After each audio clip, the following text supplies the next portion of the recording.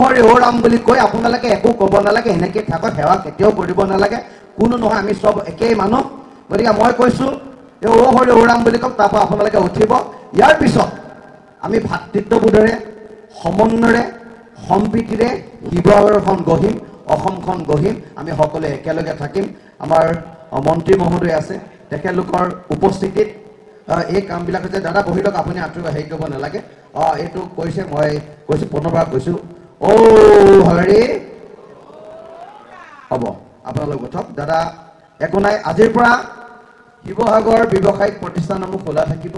আপোনালোকৰ সমাজৰ ফালৰ পৰা যিহেতু ছোৱালীজনী অত্যন্ত দুখীয়া ঘৰৰ এজনী ছোৱালী, তাইক ফিজিকেলি এটেক কৰা হৈছে, তাই বহুত শাৰীৰিকভাৱে অসুস্থ, যে আপোনালোকৰ সমাজখনৰ ফালৰ পৰা, ব্যৱসায়িক গোষ্ঠীৰ ফালৰ পৰা এটা এককালীন সাহায্য, আজি মন্ত্ৰী মহোদয় আছে, আমাৰ আয়ুক্ত মহোদয় আছে, আৰক্ষী অধীক্ষক মহোদয় আছে, টাইহম উন্নয়ন পৰিষদৰ সন্মানীয় অধ্যক্ষ মহোদয় আছে, তেখেতলোকৰ আগত আৰু আমাৰ গোটেই সাংবাদিক বন্ধুসকল আছে, গোটেই ৰাইজক আছে, তেখেতলোকক যদি সেই ছোৱালীজনীক চিকিৎসাৰ ক্ষেত্ৰত বা উন্নত চিকিৎসাৰ ক্ষেত্ৰত এটা এককালীন সাহায্য যদি আপোনালোকে প্ৰদান কৰাৰ কথা যদি ইয়াত ঘোষণা কৰে, আমি নথৈ আনন্দিত হওঁ। আমি নকওঁ যে আপোনালোকে ইমান টকা দি দিয়ক, কিন্তু আমি কৈছোঁ যে আপোনালোকৰ সমাজখনৰ ফালৰ পৰা সেই দুখীয়া নিষ্পেষিত নিপীড়িত ছোৱালীজনীক আপোনালোকে এটা এককালীন সাহায্যৰ কথা ঘোষণা কৰি দিয়ক, আমি নথৈ আনন্দিত হ'ম।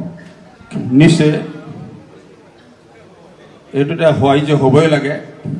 আজি ভিক্টিম ছোৱালীজনীৰ পৰিবাৰৰ আমি অৱস্থাটো দেখিছোঁ, আৰু আপোনালোকৰ এইখিনি আজি কথাটো দাঙি ধৰিছে, হেল্প এটা হ'বই লাগে। তাৰ কাৰণে আপোনালোকৰ সন্মুখত আমি উপস্থিত হৈ 2 লাখ টকাৰ এইখিনি আমি আজি আপোনাক ঘোষণা কৰিছোঁ। আজি মাৰোৱাৰী সমাজ শিৱসাগৰৰ পৰা 2 লাখ টকাৰ আমি তেখেতক অনুদান ৰাখি দিবলৈ অনুৰোধ কৰিছোঁ। বাকী কাৰ্যখিনি আপোনালোকে আমাৰ অসমীয়া পৰম্পৰা অনুসৰি শৰাইখন আগবঢ়াই পেলানি এটা আগবঢ়াই দিয়ক আপুনি, মই দেখাই দিছোঁ।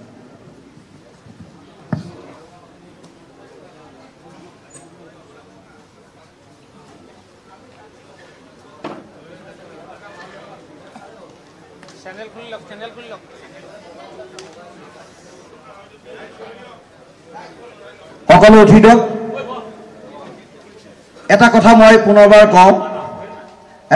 পুনৰবাৰ কওঁ, সকলোকে সন্মান জনাই কওঁ, এই যে পৰিৱেশটো আহিছে, এইটো আমাৰ কাৰণে কিন্তু গৌৰৱৰ কথা নহয়। মোৰ গাৰ নোম শিয়ৰি আহিছে। গোটেইকেইজন ব্যক্তিক খুব ওচৰৰ পৰা দেখিছোঁ, সদায় একেলগে আছোঁ। দাদা ভালনে বুলি মাত এষাৰ দিছোঁ, বিনোদা ক'ত আছে বুলি কওঁ, দিল্লীত থাকিলোঁ, ফোন এটা কৰোঁ, ববিতাৰ ঘৰলৈ যাওঁ, সকলো আছে, সকলো চিনাকি। আমাৰ অপ্সৰাৰ বিজুদাৰ দেউতাক আছে, তেখেতো অসমীয়া মাধ্যমত পঢ়ি অসমীয়া শিক্ষকতা কৰা এজন ব্যক্তি।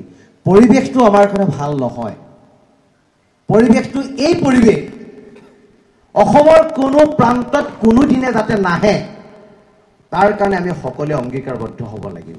যি দুখী, ই অসমীয়াই হওক, মাৰোৱাৰীয়ে হওক, বিহাৰীয়ে হওক, বেংগলীয়ে হওক, যিয়ে নহওক কিয়, দুখীক দুখী বুলি কোৱাৰ সাহস আমাৰ থাকিব লাগিব। আমি আঘাত পাইছোঁ, আমি কষ্ট পাইছোঁ, বয়োজ্যেষ্ঠসকলক আমাৰ সন্মুখত ৰাখি পেলাই আমি আখৰিক তৃপ্তি আমি লাভ নাই কৰা, সঁচা অৰ্থত নাই কৰা।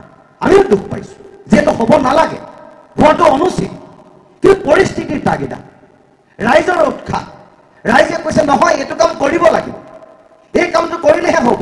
মই পুনৰবাৰ কৈছোঁ, মই ভোলে বাবাৰ শ্ৰীচৰণে সেৱা কৰি কৈছোঁ যে শিৱসাগৰ শান্তিৰ সম্প্ৰীতিৰ কথা বা সমন্বয়ৰ কথা কয়, সমন্বয় সম্প্ৰীতিৰ স্থলীত যাতে এনেকুৱা ঘটনা, পৰিঘটনা, দুৰ্ঘটনা অনাদি অনন্ত কালৰ কাৰণে নাহক, তাৰ কাৰণে আমি কৈছোঁ।